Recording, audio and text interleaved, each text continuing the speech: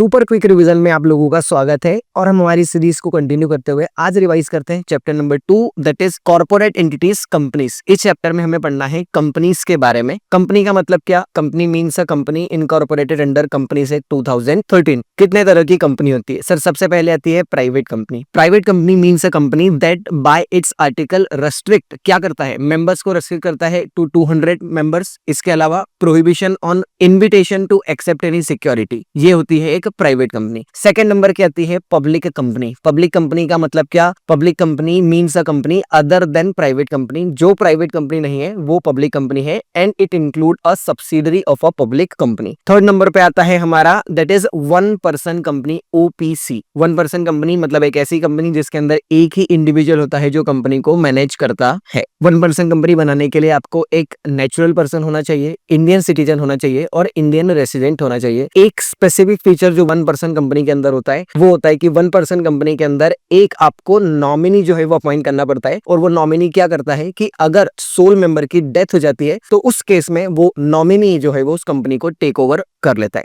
Next type of company आती है Nidhi company. Nidhi company means a company जो अपने मेंबर्स के अंदर सेविंग की हैबिट को कल्टीवेट करती है और थ्रिफ्ट जो होती है सेविंग्स की उसे बढ़ाती है। एक काम की बात जो निधि कंपनी के अंदर ध्यान रखना है वो ये कि निधि कंपनी सिर्फ अपने मेंबर्स के साथ डील करती है, मतलब अपने मेंबर्स से डिपॉजिट एक्सेप्ट करती है और मेंबर्स को ही लोन जो है वो बांटती है। एक इंपॉर्टेंट पॉइंट, निधि कंपनी ने अगर अपने मेंबर को एक लोन दे रखा है तो सेकंड लोन तभी दिया जाएगा जब फर्स्ट लोन का रीपेमेंट हो जाए। अगर फर्स्ट लोन आउटस्टैंडिंग है तो second loan can not be given. Next आता है small company. As per section 2 clause 85 small company means a company other than public company, मतलब पब्लिक कंपनी के अलावा ऐसी कंपनी जिसकी paid up share capital up to ₹4 crore है, turnover up to ₹40 crore है। पर ध्यान रहे ये स्मॉल कंपनी की डेफिनेशन 3 कंपनीज में एप्लीकेबल नहीं होती है। पहला होल्डिंग और सब्सिडरी कंपनी, दूसरा सेक्शन 8 कंपनी और तीसरा any company which is govern through any other specialized act या अदर स्पेशलाइज्ड रेगुलेशन।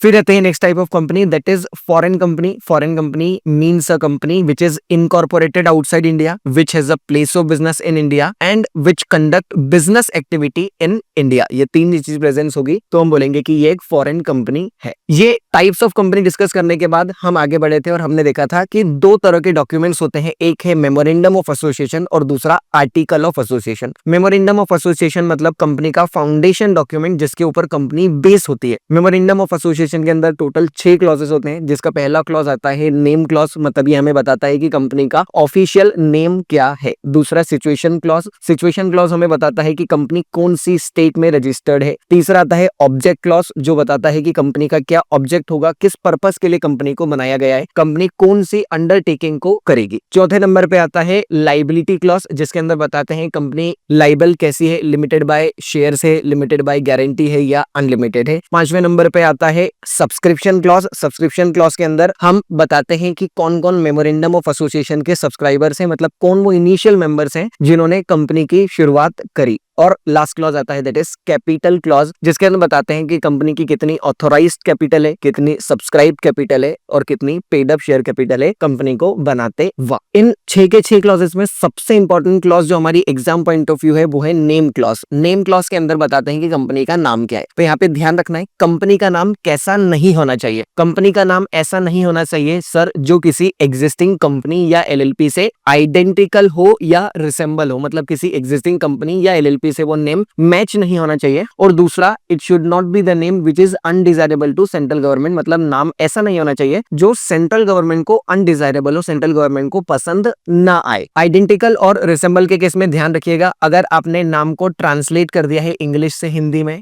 आपने नाम के आखिरी में एस लिख दिया, आपने कोई फोनेटिक वेरिएशन लिख दिया, कोई कॉमा लगा दिया, प्राइवेट लिमिटेड को पीवीटी डॉट लिमिटेड कर दिया, ये सभी डिफरेंसेस को डिसरिगार्ड कर दिया जाता है और ऐसा माना जाता है कि नाम फिर भी कैसा है, आइडेंटिकल और रिसेंबल। ये एक इंपॉर्टेंट क्वेश्चन है, इस बात का हमें ध्यान रखना है। इसके बाद दूसरा डॉक्यूमेंट आता है मेमोरेंडम के बाद article of association. Article of association company की एक रूल बुक है जिसके थ्रू इंटरनली कंपनी का मैनेजमेंट किस तरीके से होगा वो गवर्न किया जाता है। शेयर कैसे इशू किए जाएंगे, बायबैक कब कर सकते हैं, डिविडेंड कब दे सकते हैं, बोर्ड मीटिंग कैसे होगी, डायरेक्टर का अपॉइंटमेंट कैसे होगा, डायरेक्टर को रिमूव कैसे किया जाएगा, ये सारी बातें कहाँ लिखी होती है, आर्टिकल ऑफ एसोसिएशन के अंदर। आर्टिकल ऑफ एसोसिएशन में एक और प्रोविजन आता है इंट्रेंचमेंट ऑफ प्रोविजन का। इंट्रेंचमेंट ऑफ आर्टिकल ऑफ एसोसिएशन का मतलब क्या होता है कि आर्टिकल ऑफ एसोसिएशन के किसी क्लॉज में एक्स्ट्रा प्रोटेक्शन डालना कि आर्टिकल ऑफ एसोसिएशन के इस क्लॉज को अगर आपको चेंज करना है तो ऑर्डिनरी रेजोल्यूशन की जगह स्पेशल रेजोल्यूशन पास करना पड़ेगा या स्पेशल की जगह यूनानिमस पास करना पड़ेगा। ऐसे रेस्ट्रिक्शंस को डालते हैं तो हम बोलते हैं कि हमने आर्टिकल ऑफ एसोसिएशन के अंदर इंट्रेंचमेंट के प्रोविजन जो है वो ऐड किए हैं। और सबसे लास्ट का पोर्शन हमारे इस चैप्टर का जो आता है वो आता है फिर फॉर्मेशन ऑफ अ कंपनी। कि अगर आपको कंपनी इनकॉर्पोरेट करनी है तो कैसे करनी है। सर कंपनी इनकॉर्पोरेट करने के लिए एक फॉर्म फाइल करना पड़ता है जिसका नाम होता है स्पाइस प्लस। ये फॉर्म के दो पार्ट्स होते हैं, पार्ट ए और पार्ट बी। पार्ट ए के अंदर क्या होता है, नेम रिजर्वेशन की एप्लीकेशन फाइल की जाती है। अगर आपने नेम जो एप्लीकेशन के अंदर डाला है वो नेम